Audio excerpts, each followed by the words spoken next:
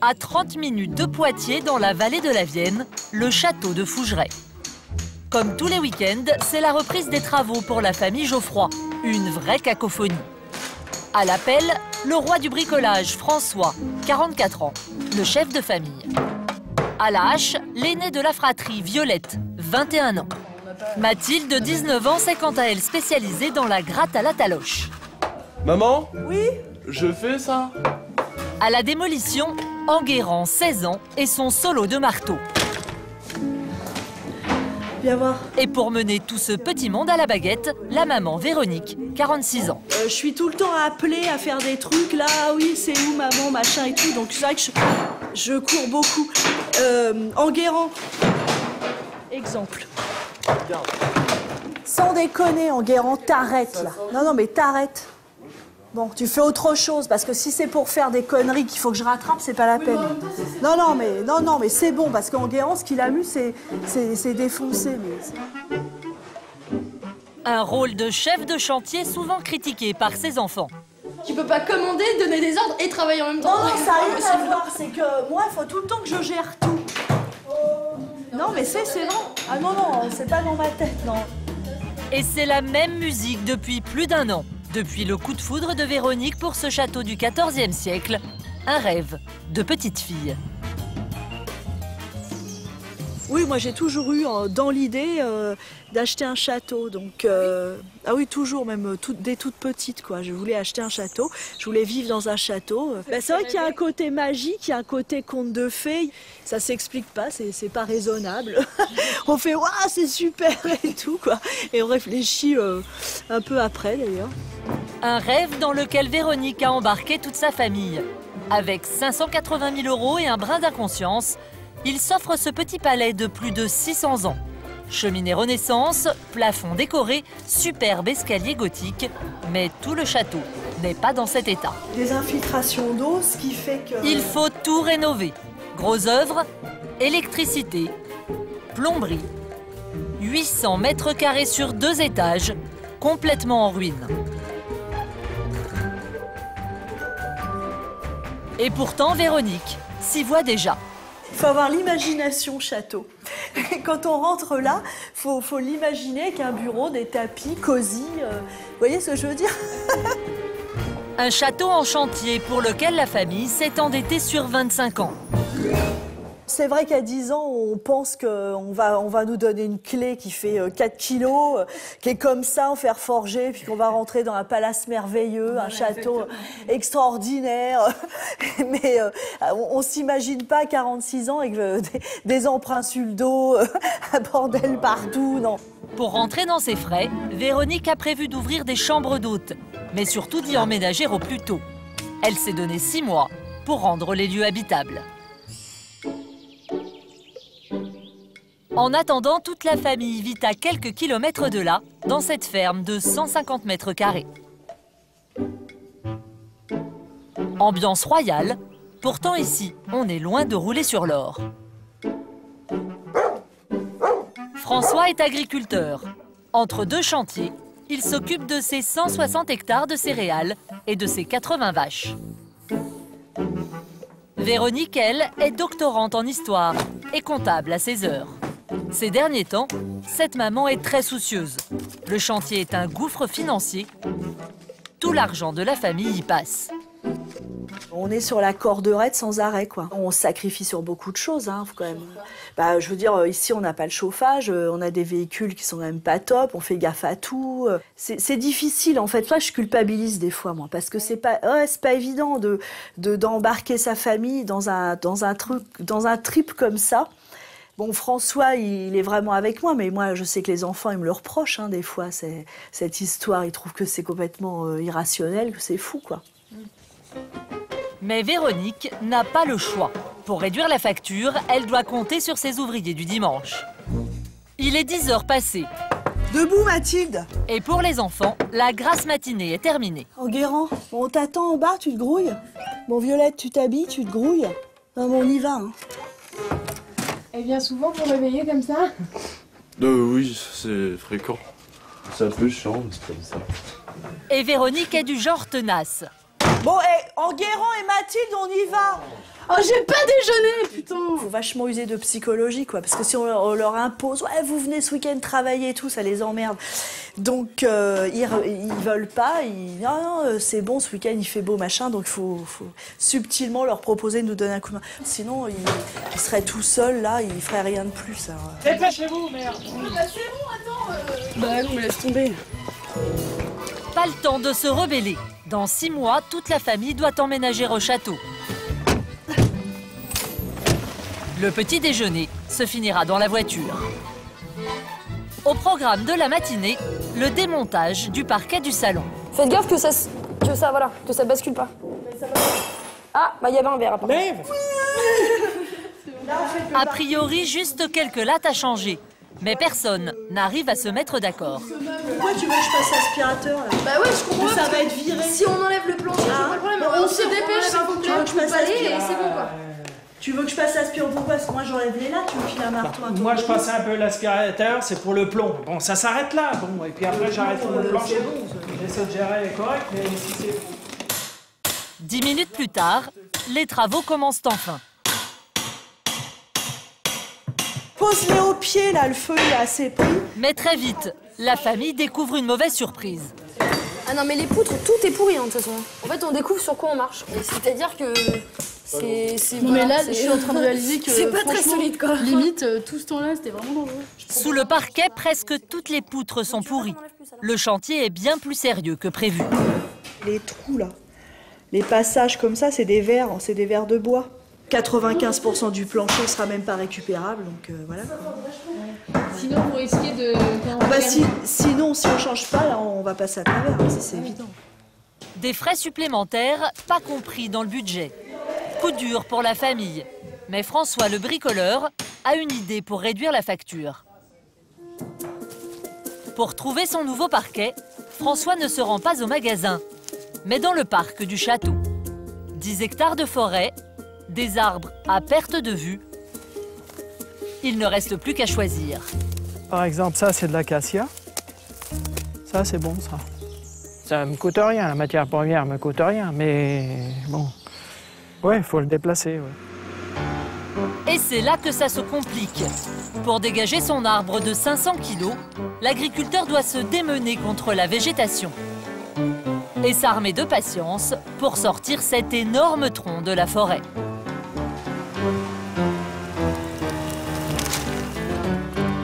Faut que je passe le virage. Vous n'y arrivez pas? Si, ça va le faire. Ça vous énerve un peu, là, j'ai l'impression. Exactement. Après 1 heure d'effort, la bataille est presque gagnée. Reste à l'emmener à la scierie. Mais voilà, l'arbre est trop grand pour la remorque. Putain, c'est vachement limite, quoi, au niveau longueur. Et Véronique s'en mêle. Eh ben, je vois pas le problème. C'est parfait, quoi. Là, le tronc, il va être comme ça, là. Voilà. Là, il va dépasser comme ça. Oh, putain. Et puis, en fait, ça tombe à d'accord, zéro. en fait, tu fais... Ah oui, ok, d'accord. Bon, et t'as un triangle pour foutre au bout? Bon, arrête de me marceler, là, et déjà que ça me gave, c'est bon. Je suis ravie. C'est plus contraignant que d'acheter des poutres en magasin, mais pour la famille, le système est payant. Il réalise ainsi 80% d'économies. Bah, on cherche le système D systématiquement. Là, François, il récupère le bois. Tout est comme ça, tout, de A à Z. On fait même bosser nos enfants, ils nous le reprochent. C'est ça, le système D aussi. Bilan de l'opération, à peine 3 poutres et quelques lattes de parquet. Pour refaire tout son salon, François devra retourner souvent en forêt. Pendant ce temps-là au château, Enguerrand, lui, s'économise. Il a déserté le chantier pour admirer les nuages, un de ses hobbies préférés. Son père aimerait lui donner le goût de l'effort, alors cet après-midi, petit cours de charpente. Là. Pose sur le bidon. Enguerrand joue le jeu, mais sans quitter ses lunettes de rockstar. Enguerrand, regarde. Le mur porteur, il est plus enfoncé que la surface des murs. François est issu d'une génération de bricoleurs. Il aimerait à son tour transmettre le savoir-faire familial à son fils. Comme ça. Là, ils rouspètent, les mômes, mais je pense qu'ils vont acquérir des trucs comme ça. Parce que moi, je l'ai acquis de mes parents. Je vois pas pourquoi ça s'arrêterait. Même qu'il y ait, comment dire, Internet, etc. Je pense que il y aura une suite quand même. Et ça vous plaît? Non. C'est pas mon style de travail. J'aime pas tout ce qui est physique, manuel. C'est pas mon truc, quoi. L'affaire n'est pas gagnée. D'autant plus que des événements inattendus vont venir perturber le chantier. 2 mois plus tard, nous retrouvons la famille Geoffroy, en pleine réunion de crise. T'es tout le temps en train de me contrarier, alors t'as tort. J'ai tort. Je veux dire, électricité, plomberie, faut tout refaire, on le sait ça. Bon, enfin d'accord, mais si tu défonces tout et que tu veux tout refaire pour qu'on habite là, ce sera pas dans 2 mois. Mais c'est pas du défonçage. À 4 mois de l'emménagement, les travaux n'ont pas beaucoup avancé. Et personne n'arrive plus à se mettre d'accord. C'est agaçant, c'est dingue. Eh ben, prends une masse et déglingue. Ouais, ouais, mais non, tu c'est vas pas jusqu'au vrai. bout. Maman a envie de tout défoncer. Non, j'ai pas envie de tout effoncer, j'ai envie d'arracher. Franchement, on a réglé les gros Non mais trucs. c'est pas une maison en placo. Hein. Mais oh, j'ai pas besoin de tes T'as leçons, vu t'étais en l'épaisseur couche-culotte que j'étais dans des châteaux. Non mais Oui, j'hallucine. Une atmosphère tendue, un chantier qui tourne au ralenti. Pour Véronique, il y aurait peut-être une explication, pour le moins surprenante. Depuis son achat il y a plus d'1 an, d'étranges phénomènes se sont produits. Le château serait hanté.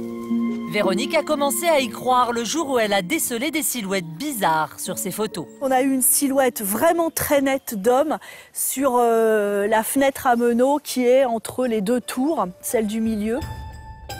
Mais là, c'est vraiment flippant, ça regarde vers le bas, le parc, et c'est vraiment stressant, quoi. On sent une pression, en fait. D'autres apparitions mystérieuses se seraient répétées près de cette cheminée. Des visages inquiétants se seraient reflétés dans les miroirs et toute la famille aurait senti des odeurs étranges de chocolat ou encore de bavettes à l'échalote. Même François, le terre-à-terre, aurait ressenti des vibrations anormales à l'étage. On était au-dessus. Ça a moi, fait quand comme on ça, est comme folle. si qu'il y avait un boom d'avion. Ça a fait comme ça. 3-4 Il y fois. a eu des bruits de grincement. Des phénomènes angoissants qui commencent sérieusement à poser problème. Les filles n'osent plus venir seules au château. Quand on fait des travaux, on s'attend à toutes les galères, des galères financières, des galères d'artisans, ce que vous voulez, mais surtout pas à des galères avec des fantômes dans une maison.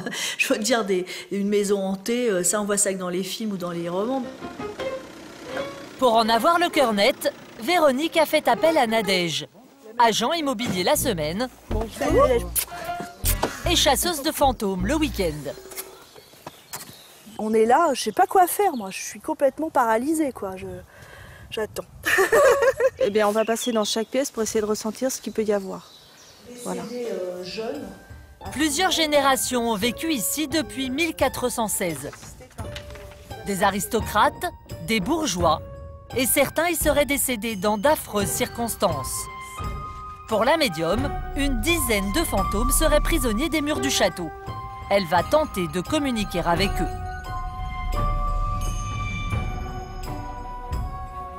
Très vite, elle rentre en transe et se met même à pleurer. Là, il faut ouvrir les portes. Comme je te disais, c'est comme des portes qui sont complètement fermées. Il faut toutes les ouvrir. Il faut arriver. Ben, c'est que l'esprit qui travaille. Là, t'as pas de clé, t'as rien. Bah oui, Et voilà. t'as pas de porte. Bah, c'est hyper flippant parce que j'aimerais bien que tout ça, ça soit dégagé. Et là, je suis dans l'inconnu le plus complet. Hein. Je sais pas du tout comment faire. Enfin, voilà, quoi. Au bout de 15 minutes, la médium finit par entrer en contact avec le responsable de toutes ces manifestations. Oh, il apprécie pas. Comment ça? Eh ben, j'ai la tête qui tourne. Donc moi, c'est que des sensations. Mais voilà, je sais quand il aime pas. Ce serait un certain Louis, un aristocrate qui aurait vécu ici au XVIIIe siècle. Son fantôme refuse de quitter le château. Pour lui, tu vas lui restaurer son château comme il l'entend, avec toute l'authenticité qu'il pouvait avoir. Et il partira pas tant que voilà. Tant que les travaux sont pas finis, c'est Tant ça? que les travaux vont pas être finis, grossièrement on va dire. Non, il faut, voilà, mais il est pas gênant. Voilà. Bon, bah, c'est... Il est là, mais sans quelque part être là, quand il se manifeste pas. Non, mais il va être là pour un petit bout de temps s'il reste jusqu'à la fin des Oui, mais travaux. tu feras comment Une cohabitation forcée qui va finalement se révéler avantageuse pour Véronique.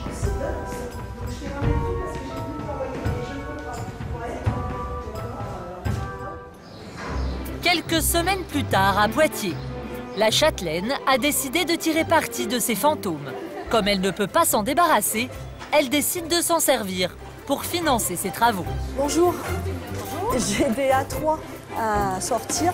Ce matin, elle vient faire imprimer des affiches un peu spéciales. Oserez-vous passer une nuit dans un château hanté? Visite organisée 2 jours comme de nuit, mais je vais accentuer sur les visites nocturnes. Et la deuxième, alors je sais pas, c'est pour le choix là. Son idée, proposer des chambres d'hôtes version hantée. Une nuit avec le fantôme Louis en guest star au prix de 10 € par personne.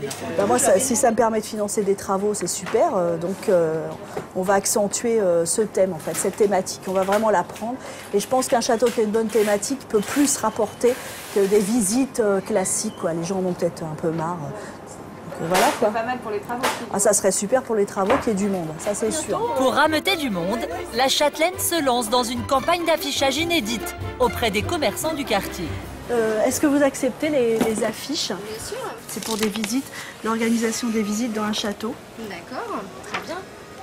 Pas de souci. Alors, oserez-vous passer une nuit dans un château hanté? C'est un vrai château hanté? Ouais, c'est un vrai château hanté, ouais. Non mais bon, alors là, je sais, regard dubitatif toujours, etc. Non, mais c'est un vrai château hanté. Les clients seront-ils au rendez-vous? Verdict, 2 semaines plus tard. Ce soir, c'est le branle-bas de combat au château. Là, le truc, c'est qu'il faut absolument que tu gères un minimum avec moi. Véronique organise sa première soirée hantée. Tiens. 15 personnes ont été séduites par son concept. Si la Châtelaine est très excitée, François, lui, semble beaucoup moins enthousiaste.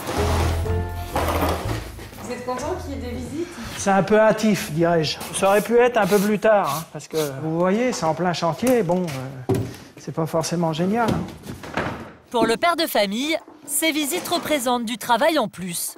Et il n'en peut plus. On s'interroge sur le fait dans quoi on s'est embarqué, quoi. J'ai amené plein de bougeoirs, j'ai acheté une centaine de bougies. Bah si tu fais des beaux trucs, tu vas prendre le grand bougeoir. Hein, d'accord. C'est important, Véronique? Ouais, c'est important quand même, parce que déjà on est en travaux, c'est un peu chiant, alors faut au moins que ça soit un petit peu beau, quoi. Tiens, il y a quelqu'un qui arrive. Pas le temps de fignoler la déco, les premiers clients sont déjà là. On retrouve Nadège, la médium, qui en redemande. Et un groupe de 14 copains. Ce soir, ils sont tous venus chercher le grand frisson. Je pense que je vais passer une soirée différente aujourd'hui. On a tellement parlé, on a envie d'avoir des sensations, de voir des choses. Et puis, voir quoi?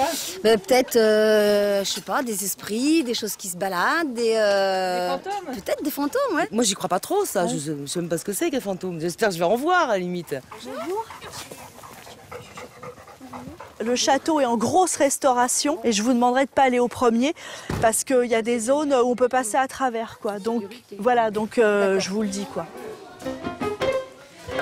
Ici, pas de réception, ni de lit. Chacun apporte son sac de couchage. Et pour l'attribution des chambres, c'est en fonction du degré d'effroi recherché. Qui veut passer une nuit tranquille et qui veut passer une nuit plutôt agitée? Ouais, alors ça, c'est une chambre d'agité, hein, je vous préviens. Les clients ne vont pas être déçus. Leur toute première frayeur, c'est en découvrant leur chambre. Moi, je la trouve super, j'adore la déco. C'est épuré. Et pourquoi vous rigolez? Parce que je regarde en même temps ce qui se passe à la au-dessus. C'est bien, t'auras une aération. Il me faudra ça parce que franchement. C'est pas les entités qu'on va voir, c'est le plafond qui va nous tomber sur la figure. Ah, on a des toilettes, les filles. Venez voir, il y a des toilettes dans le champ. Moi, j'aime bien ce côté rustique. C'est bon. À la nuit tombée, les visites peuvent enfin commencer. Pour pimenter la soirée, la Châtelaine a prévu une anecdote macabre pour chaque pièce. Toute tirée de faits réels. Des séances de magie noire qui ont été faites dans le salon de gauche. La magie noire, j'ai peur. Durant plusieurs heures, la petite colonie sillonne le château, jusqu'au cave où François s'est improvisé guide. Mais apparemment, l'agriculteur est plus à l'aise avec un burin à la main qu'avec l'histoire de sa demeure. C'est là que le fameux Louis Tavot a dû... Bref, il y a eu un problème. Et quel problème? Il y aurait 2 citoyens qui sont enterrés sous terre. Violentés par cet homme qui disait que de toute façon, lui... En réalité, le groupe ne pense qu'à une chose, voir les fantômes du château. Parce qu'étant donné qu'il n'avait pas une vie très convenable,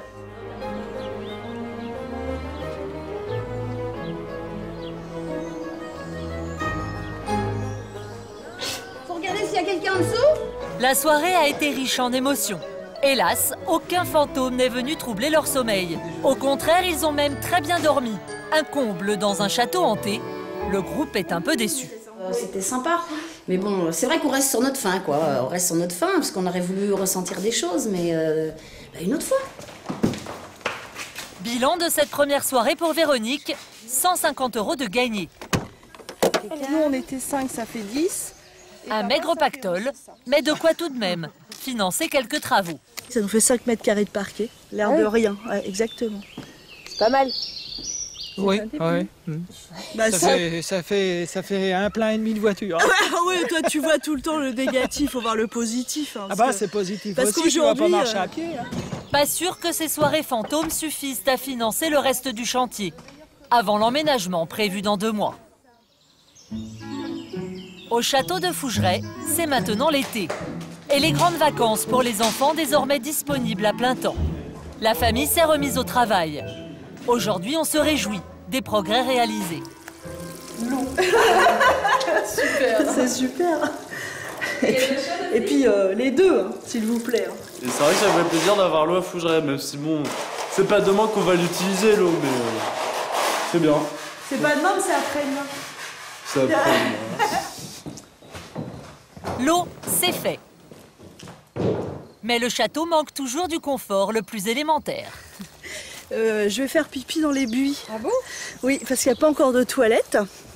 Ça ne saurait tarder. On doit en mettre au premier étage avant l'emménagement, évidemment. Mais pour l'instant, il n'y a rien du tout. Donc, voilà. À tout à l'heure. Oui. Pas de toilette, car François est bien trop occupé à tronçonner les boiseries qui ont pourri. Un boulot titanesque, et il compte sur ses enfants pour l'aider. Mais en plein été, après plus d'1 an de travaux, Enguerrand et ses sœurs ont décidé de prendre une journée de repos. Bah là, je rentre à la maison pour aller à la plage. Hein? Je rentre à la maison pour aller à la plage. À la plage où? Bah, À la plage, au bord de la mer? Bah oui. Ah oui, bon, Comme Non, ça. mais c'est complètement débile. Là, Moi, là. je suis pas d'accord que tu embarques ton frère. Hein, là. Là, on démarre la semaine. Bon, moi je veux bien. Ouais, hein. non, mais ça, c'est clair. C'est pas grave, mais bon. insupportable. On va juste à la plage, on va pas. Je l'emmène pas en taf, quoi. C'est bon. Ouais, bah ça. Bah voilà, bon bah alors, c'est bon, on va à la plage. Il y a rien. Moi, tu vois, quand j'étais On va môme, pas boire, bah, fumer, se mes droguer. parents venaient me chercher pour m'obliger à aller au bord de la mer. Bah t'as de la chance. Ouais. Parce que je bossais, etc. Là, c'est l'inverse. Faut arrêter, à un moment donné, faut arrêter. c'est toi, nous c'est nous. On se dessine, Le rêve de leur mère devient trop lourd à porter. faut que je dise Antoine. Ils voudraient profiter de leurs vacances. Mais en tout cas, c'est bon, à chaque fois, il nous faut le même discours, j'en ai marre. Comme ça. Voilà, en tout cas. Ouais, mais c'est pas si facile environ, c'est bien aussi. Moi j'ai pas signé, on m'a rien demandé pour le château. Donc je suis bien contente d'être là. Effectivement, on y a passé de très bons moments. J'espère qu'il y en aura d'autres. Voilà, on participe au truc, y a pas de souci, mais c'est bon quoi. C'est pas moi qui ai signé quoi. Donc voilà quoi, ils se démerdent. Aujourd'hui, Véronique et François vont devoir se débrouiller seuls. Le moral du couple est en chute libre. On sature un peu, je dois dire, quoi. Les travaux, la banque, les mômes, enfin, ça devient un peu compliqué, mais bon, voilà, quoi, c'est la vie. Hein. L'emménagement prévu dans 1 mois semble de plus en plus compromis.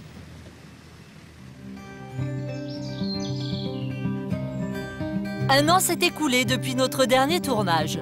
Nous retrouvons Véronique, devenue blonde. La châtelaine a un peu déchanté depuis l'été dernier. C'est pas un palais, pour que ça soit un palais, ouais, bah, je sais pas. Mais j'imagine, hein, des fois, je m'achète des bouquins sur, sur les palaces. La famille n'a finalement pas réussi à emménager à temps. Pourtant, il y a eu quelques changements au château. Le parquet du salon a été remplacé. Hop. L'électricité Voilà. installée. Miracle, on a la lumière. Pareil, alléluia, miracle, on a la lumière. Parce que il faut se contenter de peu, hein. Faut être content quand on a des tout petits trucs, sinon ça marche pas. Pourtant, le château est encore un vaste chantier. Car la famille a dû faire face à de très mauvaises surprises. Au premier étage, certaines pièces qui semblaient intactes sont finalement entièrement à rénover. Quand on a vu ça, on s'est dit que là, franchement, c'était vraiment problématique. Là, on a un boulot qui nous dépasse largement. Impossible d'emménager ou d'ouvrir des chambres d'hôtes dans ces conditions. François essaie de positiver malgré tout. L'emménagement, ça va peut-être se faire à la longue. Je me prends plus du tout la tête par rapport au temps, etc. Je me lève le matin, j'ai mon carnet qui est bien plein, je sais ce que j'ai à faire et je le fais. Et puis chaque jour est une journée nouvelle. Au milieu de ce tableau, il y a tout de même un espoir. Le business des fantômes fait un carton. Véronique a même monté son association. Tous les bougeoirs, on les garde. je les mets provisoirement là-bas. En un an, la Châtelaine a organisé une dizaine de soirées paranormales et accueilli plus de 1500 curieux. Je pensais pas que ça allait cartonner autant parce que d'abord au début c'était pas du tout un thème choisi, ça nous a été imposé. Mais c'est bien aussi que les choses imprévues se mêlent avec le prévu. Enfin, je veux dire, la vie c'est pas un long fleuve tranquille, loin de là. Donc au final c'est pas mal non plus comme ça. Comme ça, ce qu'il faut que les gens. Le gros souci s'est finalement révélé être un bon filon. Toute la famille semble y avoir trouvé son compte. Enguerrand, qui a coupé ses cheveux, a même retrouvé sa motivation. Ça vous fait plus d'organiser des fêtes? Bah oui, c'est plus intéressant, c'est sûr. Ben oui, la preuve en est, il est là. Fini les soirées amateurs. Aujourd'hui, la famille organise de vrais shows. Groupe de jazz manouche pour l'ambiance. Et pour les frissons, ce ne sont plus Véronique et François qui jouent les guides, mais la star des médiums, Florence Hubert. Hello, ça va? Ça va et toi? Ouais, impec. Alors, je vais te montrer la pièce comme on l'a préparée. Ça va être nettement plus intime que la dernière fois. Alors voilà, toi, t'es là-bas. Ce soir, elle donne une séance à guichet fermé. 80 places se sont vendues en moins de 3 jours. J'ai entendu parler du château, je suis accourue tout de suite. Moi, j'ai vu ça sur le journal. J'ai dit, moi, je voudrais bien y aller. Quant aux tarifs, ils ont augmenté. Ce n'est plus 10 € la nuit, mais 15 € la soirée. Dis donc, c'est organisé, la Véronique? Bah, il faut être un peu organisé, hein, sinon ça marche pas. Hein. Bonsoir. D'accord. Ce soir, ils ont tous amené des photos de leurs défunts. La médium va tenter d'entrer en communication avec eux.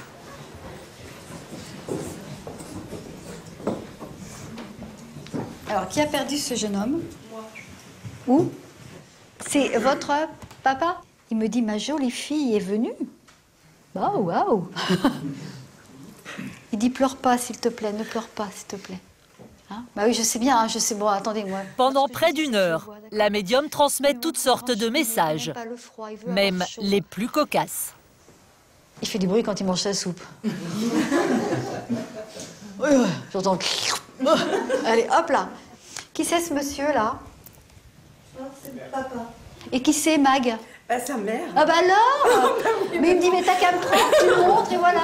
Elle danse, elle chante. Elle est en train de me montrer la jupe qu'elle lève, là, parce qu'elle est en train elle fait comme moi, elle danse. Ah bah, voilà. Ah, voilà. Bon, bah, elle lève la jupe. Vous levez la jupe, vous aussi? Oh, de temps en temps. Ouais. Il vous embrasse bien fort. Il dit, écoute, mon petit, non, c'est pas facile, mais il faut que je te le dise, tu me manques. Ah, moi aussi. Une soirée riche en émotions et un franc succès pour Véronique. Le show lui rapporte plus de 1 000 €. Grâce à ce nouveau projet, la Châtelaine a réussi à adopter ses fantômes et à ressouder sa famille. C'est une aventure de famille, oui, ça c'est sûr. Ouais. Qui marche, je sais pas si ça va marcher longtemps, mais en tout cas pour l'instant, c'est une aventure de famille, c'est clair. C'est bien. Une aventure qui ne fait que commencer. Véronique a été contactée par des éditeurs de guides touristiques étrangers, séduits par son concept de chambre d'hôtes hantée. Même si les travaux risquent de durer encore longtemps, des groupes de touristes chinois ou américains sont déjà intéressés.